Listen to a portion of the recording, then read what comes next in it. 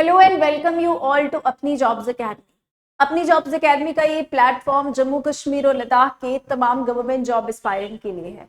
जो भी एग्जाम्स की तैयारी कर रहे हैं आप, उस सभी एग्जाम्स की तैयारी जो है वो आपको इंटीग्रेटेड वे में like static plus current affairs के साथ साथ जो है वो आपको पूरी तैयारी इस प्लेटफॉर्म के द्वारा करवाई जाती है। ठीक है, जिसमें मैं आपको क्या करवा रही हूँ, मॉडर्न हिस्ट्री की सीरीज करवा रही हूँ। और इसमें हमने क्या क्या कवर कर दिया है, इसमें अभी हमने 3 चैप्टर्स कवर किए जो स्टार्टिंग के थे मॉडर्न हिस्ट्री के, प्लस अभी हम क्या कर रहे हैं, सोशियो रिलीजियस रिफॉर्म्स को पढ़ रही हैं। ठीक है, सोशियो रिलीजियस रिफॉर्म्स में हमारा लास्ट लेक्चर जो है वो था जिसमें हमने पढ़ा कि राजा राम मोहन रॉय ने क्या रिफॉर्म्स किए। ठीक है, जैसे ब्रह्मो समाज बनाया। उसके बाद हमने पढ़ा कि उसमें देवेंद्रनाथ केशव चंद्र सेन का क्या क्या रोल होता है, उनकी चेयरमैनशिप के अंडर ब्रह्मो समाज जो है किस तरह से राइज हुआ, और फिर बाद में उसका केशव चंद्र सेन के टाइम पर ब्रह्मो समाज का डिक्लाइन देखने को मिलता है। ठीक है, उसके बाद हमने कल ये भी डिस्कस किया था Young Bengal Movement. Young Bengal Movement Bengal में स्टार्ट हुई थी, हेनरी विवियन डेरोजियो ने की थी, और उसमें क्या कुछ था, कुछ डिमांड्स थी उनकी, वो सब हमने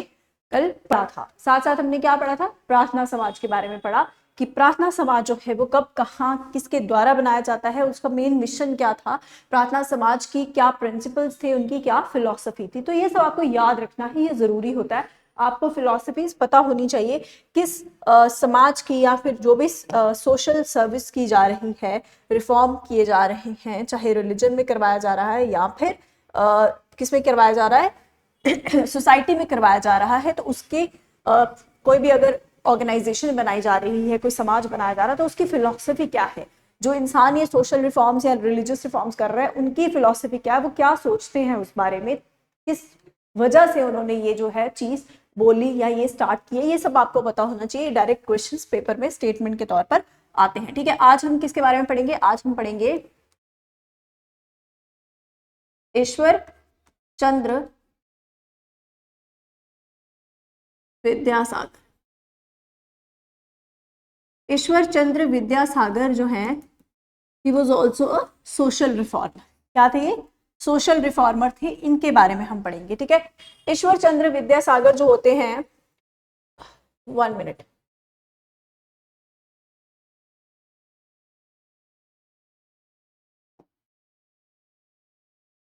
इनका सबसे ज्यादा जो बड़ा रोल था, ईश्वर चंद्र विद्यासागर जी का सबसे बड़ा रोल किस चीज में था, सबसे बड़ा रोल इनका जो हमने पहले भी पढ़ा कि इन्होंने विडो रिमैरिज एक्ट पास करवाने में बहुत हेल्प की थी। ठीक है, साथ ही साथ अगर हम बात करें तो इनका मेन जो काम था वो क्या था, कि इन्होंने क्या काम किया था, कि सपोर्टेड, लिखेंगे विडो रीमैरिज को इन्होंने सपोर्ट किया कि विडो की क्या होनी चाहिए, दोबारा शादी करवा देनी चाहिए। ये मानते थे इस चीज में कि जब कोई औरत विधवा हो जाती है तो उसकी दोबारा से शादी करवा देनी चाहिए।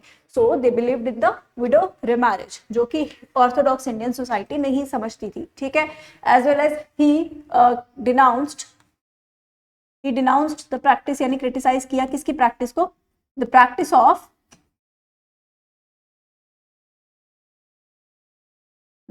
ऑफ चाइल्ड मैरिज, की बच्चों की शादी जो है उसको इन्होंने क्या किया, उसको डिनाउंस किया कि ये प्रैक्टिस बिल्कुल गलत है। बच्चों की शादी थोड़ी करवाई जाती, बच्चों की शादी करवाई जाती थी ना, पर ये मानते थे कि बच्चों की शादी नहीं करवानी चाहिए, क्योंकि छोटी उम्र में बच्चों में उतनी समझ भी नहीं होती और उस टाइम उनका पढ़ने का टाइम होता है, तो ये कौन सा टाइम है उनकी शादी करवाने का। As well as he also denounce the practice of polygamy.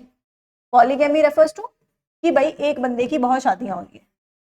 ठीक है, एक आदमी की 2-3 औरतों से शादी, यानी वन से ज्यादा शादी, एक से ज्यादा शादी। ठीक है, या एक औरत की 1 या 2 पुरुष से शादी। ठीक है, एक से ज्यादा शादी अगर होती है तो उसको पॉलीगैमी कहते हैं। ठीक है, सो आगे हम अगर बात करें तो ये प्रिंसिपल रहे किसके, ये प्रिंसिपल रहे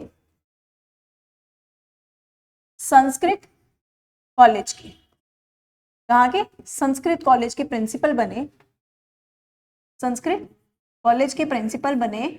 और जो ये संस्कृत कॉलेज के प्रिंसिपल बनते हैं, कब बनते हैं, 1850 में। ठीक है, अब आपको ये क्यों जानना है, आप इनकी अप्रोच देखो, इनका माइंडसेट, इनकी मेंटालिटी देखो इन्होंने संस्कृत कॉलेज के ये प्रिंसिपल जब बनते हैं 1850 में, तो इन्होंने क्या किया कि वहां पर संस्कृत कॉलेज में कौन पढ़ते होंगे, क्योंकि उस टाइम की सोसाइटी की अगर हम बात करें तो उस टाइम पे बहुत ज्यादा कास्ट सिस्टम, कास्ट हायरार्की बहुत ज्यादा होती थी, ठीक है। फॉर इंस्टेंस अगर ब्राह्मण्स हैं तो ब्राह्मण अपने आप को सुपीरियर मानते थे कि हम तो सबसे ऊपर हैं, हमसे ऊपर कोई नहीं है। तो यानी संस्कृत लैंग्वेज जो थी वो ब्राह्मण्स को ही आती थी, वो ब्राह्मण्स ही पढ़ते थे, ठीक है।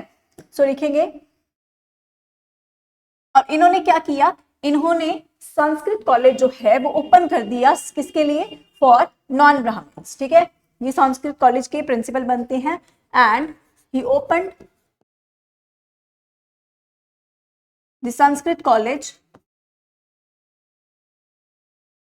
संस्कृत कॉलेज इसके लिए फॉर नॉन ब्राह्मण्स, यानी जो ब्राह्मण नहीं है वो भी इस कॉलेज में पढ़ सकते हैं, ये इनका कहना था। और हाँ ऐसा हुआ, तो जिस वजह से ही हम कह सकते हैं कि he also raised voice, it means he also raised voice या रेज्ड हिज वॉइस, उसने अपनी आवाज, उन्होंने अपनी आवाज किसके लिए उठाई, also raised his voice against the Brahmanism, against the superiority of Brahmanism, हम कह सकते हैं नॉट ब्राह्मणिज्म, कि ब्राह्मणिज्म में जो सुपरियोरिटी थी कि हम ब्राह्मण हैं तो हम ही संस्कृत कॉलेज में पढ़ेंगे, बाकी ये लोअर कास्ट के हैं, ये हमारे साथ टच भी नहीं हो सकते, हमारे साथ बैठ नहीं सकते, हमारे साथ कुछ कर नहीं सकते। तो it means he also raised his voice against superiority of Brahmins, की ब्राह्मणों की सुपरियोरिटी जो है, और सबसे बड़ी सुपरियोरिटी किस चीज में, ब्राह्मण्स की, एक तो कास्ट सिस्टम में, दूसरी चीज किसके लिए, कि उन्हीं को किस चीज का ज्ञान होगा, संस्कृत का ज्ञान होगा, उन्हीं को जो है हम कहेंगे कि वेदों का, शास्त्रों का ज्ञान होगा। तो इस चीज के लिए, यानी अगर वो संस्कृत पढ़ेंगे उन्हीं को वहां पे ज्ञान दिया जाएगा, यही तो पढ़ाए जाएंगे संस्कृत में वेद शास्त्र। तो इट मीन्स कि उन्होंने नॉन ब्राह्मण्स के लिए, जो ब्राह्मण नहीं थे उनके लिए भी ये ओपन कर दिया कि वो भी यहाँ पर आ सकते हैं, वो भी बच्चे पढ़ सकते हैं, और उन्हें भी वेदों का, शास्त्रों का ज्ञान जो है वो दिया जाएगा। It means he also raised his voice against superiority of Brahmins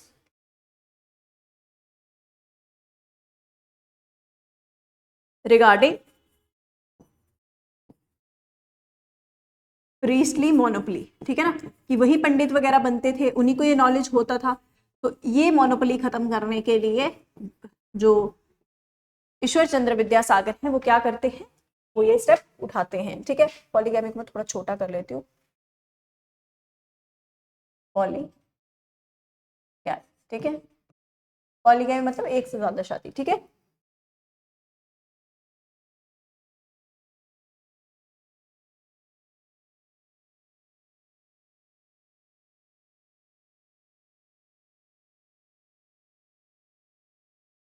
ठीक है, एक और चीज, ये प्रिंसिपल बनते हैं संस्कृत कॉलेज के 1850 में, फिर इन्होंने ये सब किया, लेकिन इसके साथ साथ ये और क्या बने, मैं ऐसे बता देती हूँ आपको, he also became the secretary of Bethune school in 1849, secretary बनते हैं बेथ्यून स्कूल के, बिकेम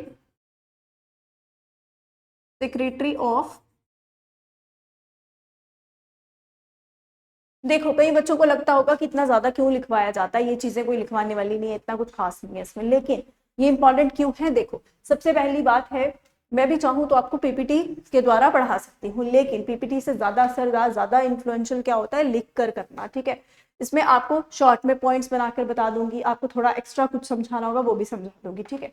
और दूसरी चीज है कि सारे जो इंपॉर्टेंट पॉइंट्स होते हैं वो मैंने ऑलमोस्ट अपने लेक्चर्स में डाले होते हैं, तो आपको चिंता करने की जरूरत नहीं है, आपको ये नहीं सोचना कि कुछ बहुत कम बता रहे हैं, क्योंकि जैसे ईश्वर चंद्र विद्यासागर से जुड़ी हुई जो जानकारी है इंपॉर्टेंट वाली, वो सारी जो है ऑलमोस्ट जानकारी मैं आपको यहाँ पे लिखवा देती हूँ, तो ये कुछ फालतू की इंफॉर्मेशन नहीं है, बहुत नीडेड है, ठीक है। बिकेम सेक्रेटरी ऑफ बेथ्यून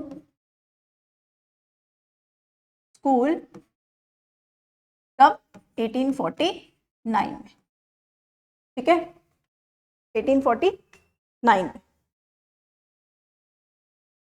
अब ये बेथ्यून स्कूल जो था ना, ये बेथ्यून स्कूल क्या था, ये बेथ्यून स्कूल जो मैं बताऊं आपको, बेथ्यून स्कूल पहले क्या था, ये पहले एक फीमेल स्कूल था, क्या था, एक फीमेल स्कूल था, लिखेंगे Hindu female school, it begin as a, ये एक हिंदू फीमेल स्कूल था, Hindu female school. It became as a Hindu female school in 1849। In 1849 में ये बिथ्यून फीमेल स्कूल के नाम से जाना जाता था, बिथ्यून स्कूल फीमेल के नाम से जाना जाता था 1849 में। एंड लेटर, बाद में इसका नाम जो है, इसका नामकरण जो है वो क्या हो जाता है, later renamed as, renamed as Bethune school. बाद में इसका नाम बिथ्यून स्कूल पड़ा, ठीक है, 1850 में। कब? 1856 में।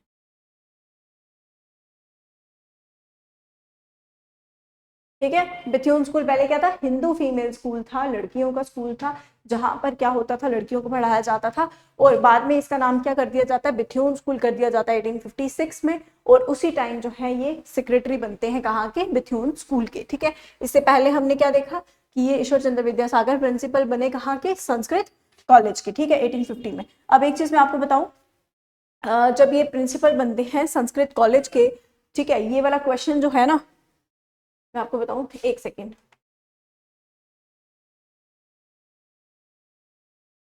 नेक्स्ट वाला जो ये वाला, कि वो बिथ्यून स्कूल के सेक्रेटरी रहे होते हैं, ये जो है ये यूपीएससी 2021 में भी पूछा गया, तो आप अंदाजा लगाओ कि इंपॉर्टेंट है कि नहीं है। ठीक है, सो इस तरीके की चीजें जो है सोशल रिफॉर्मर से रिलेटेड वो इंपॉर्टेंट है, वो आपको कवर करनी है। ठीक है, यूपीएससी 2021 में भी ये सवाल जो है वो पूछा गया था, बिथ्यून स्कूल का सेक्रेटरी जो है वो कौन बने थे। ठीक है, चले आगे करते हैं। आज आगे हम पढ़ेंगे जो दूसरे रिफॉर्मर हैं उसका नाम क्या है, हम पढ़ेंगे ज्योतिबा फुले के बारे में। ज्योतिबा फुले के बारे में भी आपने काफी स्टोरी सुनी होंगी, उनकी गुलामगिरी बुक के बारे में पढ़ा होगा या सुना होगा कहीं ना कहीं। ज्योतिबा फुले जो थे वो सतारा के रहने वाले थे। ठीक है, ज्योतिबा फुले एक माली कम्युनिटी से बिलोंग करते, माली कम्युनिटी मतलब जो गार्डनिंग कम्युनिटी होती है, जो जैसे आपके घरों में माली आते हैं ना काम करने के लिए, तो माली कम्युनिटी, माली समुदाय के ही वो कौन थे, ज्योतिबा फुले थे। ठीक है, और आजकल ऐसा नहीं होता कि माली कम्युनिटी वाले ही माली का काम करेंगे, ऐसा नहीं होता है, लेकिन पहले ऐसा होता था कि आपकी जो कास्ट है आप उस हिसाब से काम, लाइक क्षत्रिय जो है वो वॉरियर्स बनते थे, ब्राह्मण जो है वो पंडित बनते थे, इस तरीके से। लेकिन आज जो है ऐसा है, आज ऐसा नहीं है, आज हम वो काम करते हैं जो हमें करना पसंद है, या फिर जो हमारी जितनी काबिलियत है, जिस काम की हम काबिल हैं, हमारी कैपेबिलिटी है, हमारा मेरिट है, उस हिसाब से हम काम करते हैं। लेकिन उस टाइम पे ऑक्यूपेशन डिसाइड होता था आपकी कास्ट से, कि आपकी कास्ट क्या, आपका वर्ना क्या, आपकी क्लास क्या है, उस हिसाब से आपको काम दिया जाएगा। जैसे कबीरदास जी जो थे वो लोअर क्लास से थे, लोअर कास्ट से थे, तो उन्होंने वेवर का काम किया, बुनने का काम किया। तो कुछ जो है जूते सिलने का काम करते थे। तो ऐसा नहीं है, कितने महान आदमी थे बोले, ठीक है, कबीरदास जी, बाकी सारे जो हैं वो कितने महान जो है वो संत रहे हैं, लेकिन उन्होंने काम जो किया वो उनकी कास्ट पे बेस्ड काम था, जो उनकी कास्ट थी। ठीक है, इसलिए लोग उनके साथ कुछ डिस्क्रिमिनेशन भी करते थे, लेकिन आज तो उन्हें पूछा जाता है, बहुत ज्यादा नाम है उनका। ठीक है, सो ये चीजें थी। तो अब मैं किसकी बात कर रही हूँ, मैंने बात की है ज्योतिबा फुले की। तो लिखेंगे ज्योतिबा, या ज्योतिराव फुले भी बोलते हैं। ठीक है,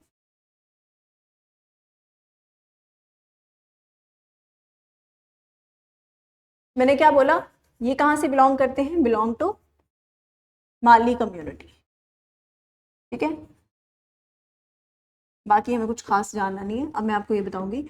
माली कम्युनिटी से बिलोंग करते थे, तो देखो ये खुद एक लोअर क्लास या लोअर कास्ट कम्युनिटी से बिलोंग करते थे, तो इन्हें बहुत ज्यादा जो है उस चीज के प्रति क्या था, समर्थन था उस चीज का, कि उस चीज के सपोर्ट में थे कि जो लोअर कास्ट के लोग हैं उनके साथ अपर कास्ट वाले बहुत ज्यादा गंदा बिहेवियर जो है वो करते हैं, उनको एक्सप्लॉइट करते हैं, उनके साथ डिस्क्रिमिनेशन किया जाता है। ठीक है, सो इसी के लिए ये आवाज उठाते हैं। तो यानी ज्योतिबा फुले के बारे में अगर आपको कभी भी पूछा जाए, तो ज्योतिबा फुले का काम जो था वो किस चीज के रिगार्डिंग था, एक तो लिखेंगे हम,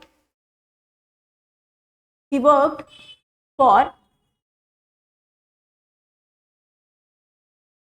लोअर कास्ट कम्युनिटी। उन्होंने किसके लिए काम किया, जो लोअर कास्ट कम्युनिटी थी उनके लिए काम किया, उनको अवेयर करना शुरू कर दिया। ठीक है, उनके हक के लिए लड़े, लोअर कास्ट कम्युनिटी।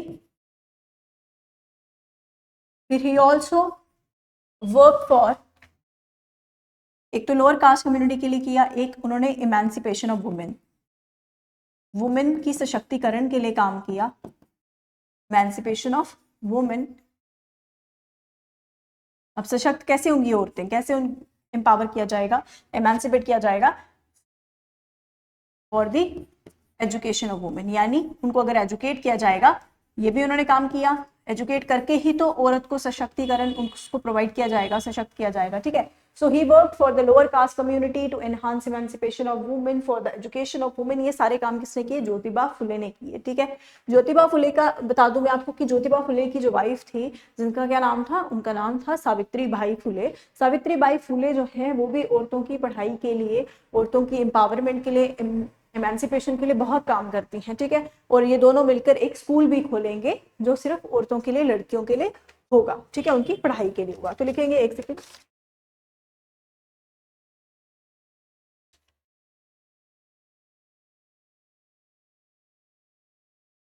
इनके बारे में एक दो वर्ड, एक दो फैक्ट लिख लेते हैं। ही इंट्रोड्यूस्ड, कौन सी टर्म इंट्रोड्यूस की इन्होंने, ही इंट्रोड्यूस्ड द टर्म और द वर्ड दलित। कौन सा, दलित टर्म जो है वो इन्होंने इंट्रोड्यूस की। दलित का मतलब क्या होता है, द ऑप्रेस्ड वन। क्या मतलब है दलित का, कि जिसके साथ जुल्म हो रहा है, ऑप्रेस्ड, यानी जो ऑप्रेस्ड, दलित टर्म उनको दी गई जिनके साथ ये किया जा रहा है, ये गलत जो है वो उनके साथ बिहेवियर किया जा रहा है, डिस्क्रिमिनेशन किया जा रहा है। तो उन्होंने कहा कि हम लोग जो क्या है, हम दलित हैं। ठीक है, सो बाद में आप देखेंगे कि डॉक्टर भीमराव अंबेडकर भी इस पर बात करते हैं, तो किस तरह से दलित मूवमेंट भी स्टार्ट होता है। ठीक है, सो यहाँ पे इंट्रोडक्शन किसने की दलित टर्म की, ज्योतिबा फुले ने की। ठीक है, इसके साथ साथ लिखेंगे नेक्स्ट, इनके दो लिटरेरी वर्क्स हैं, यानी इन्होंने किताबें लिखी हैं।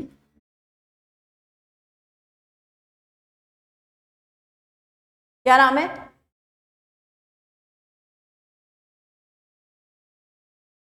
सार्वजनिक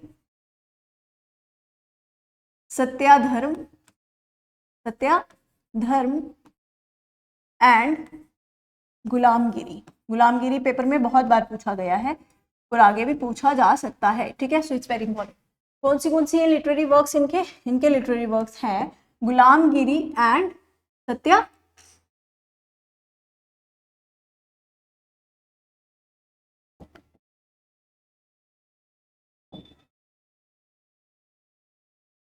गुलामगिरी एंड सार्वजनिक सत्याधर्म। ठीक है, ये इन्होंने कुछ किताबें लिखी। ठीक है, उसके बाद लिखेंगे इन्होंने एक टाइटल रिसीव किया, और वो टाइटल किसने दिया, बहुत इंपॉर्टेंट टाइटल है, लिखेंगे रिसीव्ड द टाइटल ऑफ, इनको कौन सा टाइटल से नवाजा गया, इनको टाइटल दिया गया महात्मा। कौन सा टाइटल, महात्मा। एक तो महात्मा गांधी जी को मिला, एक इनको भी मिला, ये receive the title of Mahatma from Vitthal Rao, ये भी एक सोशल रिफॉर्मर थे, विठल राव, RAO है, विठल राव कृष्णाजी, कृष्णाजी वंदेकर। किसने दिया, विठल राव कृष्णाजी वंदेकर ने इनको क्या दिया, इनको टाइटल दिया, किसका, महात्मा का टाइटल दिया।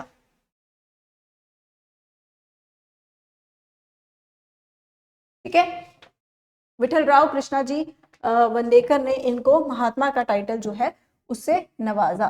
तो हम महात्मा को ऐसे कर लेंगे। ठीक है, चलिए अब मैंने बात क्या की थी कि इन्होंने नेटिव स्कूल बनाया फीमेल के लिए, he founded native female school. कौन सा स्कूल है, फीमेल स्कूल है, native female school with his wife, मैंने बताया था ना दोनों ने मिलकर बनाया, विद हिज वाइफ इन, कहाँ पे बनाया, पुणे में, महाराष्ट्र के ही थे वो, सतारा के रहने वाले, पुणे में बनाया महाराष्ट्र में। और कब बनाया? 1863 में। कब बनाया? 1863 में बनाया। क्या बनाया उन्होंने? एक स्कूल बनाया फीमेल के लिए, ताकि फीमेल्स जो हैं वो पढ़ सके, उनकी एजुकेशन के लिए, ठीक है। और इनके बाद हम लिखेंगे सावित्री बाई फुले। इसके बारे में लिखेंगे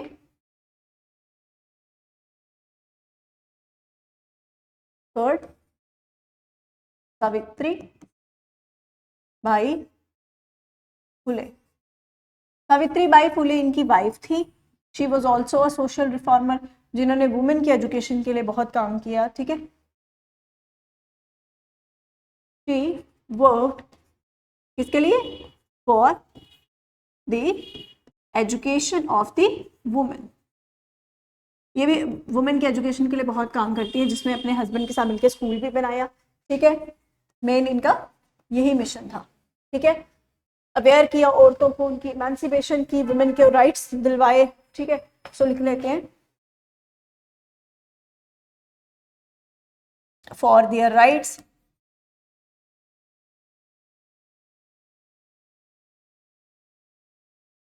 organized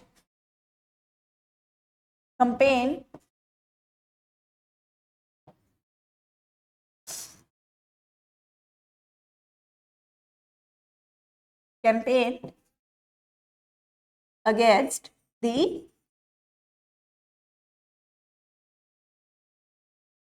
dehumanization behavior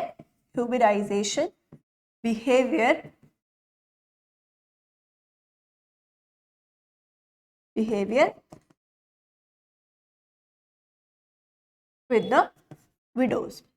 यानी जो विधवाएं औरतें थी, जो विधवा थी, उन औरतों के साथ कितना गंदा सलूक किया जाता था, किस तरह से उनके साथ बिहेवियर किया जाता था, बहुत ही डिह्यूमनाइजेशन बिहेवियर किया जाता था। यानी एक जानवरों जैसा बर्ताव, जो इंसानों के साथ कोई नहीं करता, वैसा बर्ताव वो करते थे, जिसमें उनका जैसे उनके मुंडन कर देते थे, उनका सिर जो है वो शेव कर देते थे जब उनके हस्बैंड की डेथ होती थी। मतलब और बहुत सारे, चाहे वाइट कपड़े उनको पूरी उम्र पहनने हैं मरते दम तक, फिर उनको किसी भी सेलिब्रेशन में नहीं आना है, या फिर कोई कोई फेस्ट ऑर्गेनाइज कर रहा है, कोई खुशी का माहौल है, वहाँ आना उनका एक किस्म का गुनाह है, फिर उन्हें यहाँ खाना नहीं खाना, यहाँ वो नहीं करना है, बहुत सारी रिस्ट्रिक्शंस थी। तो बहुत ज़्यादा गंदा बिहेवियर उनके साथ किया जाता था।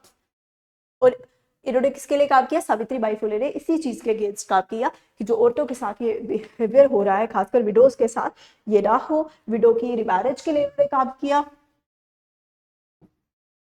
ताकि विडोज की शादी जो है दोबारा करवा दी जाए। यानी अगर इसके लिए सवाल उठाएंगे तो इसके लिए भी उठाएंगे ना, कि विडोज की दोबारा शादी करवा देनी चाहिए। So she also work for the widow remarriage, ठीक है।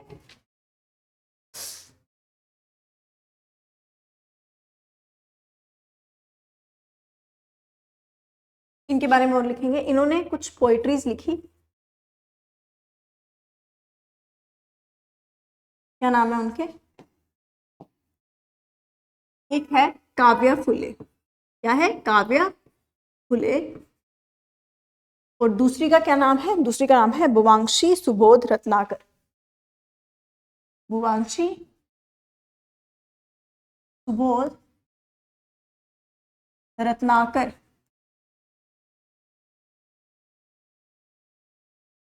ठीक है। काव्या फुले एंड बुवांशी सुबोध रत्नाकर।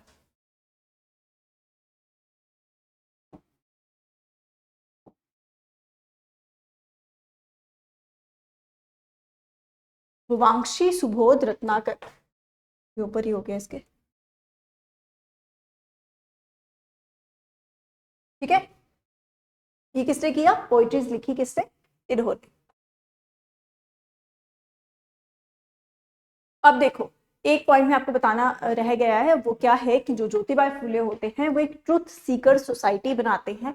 और उसका क्या मतलब होता है? ट्रुथ सीकर सोसाइटी का नाम क्या होता है? उसका नाम होता है, यहां लिख देते हैं,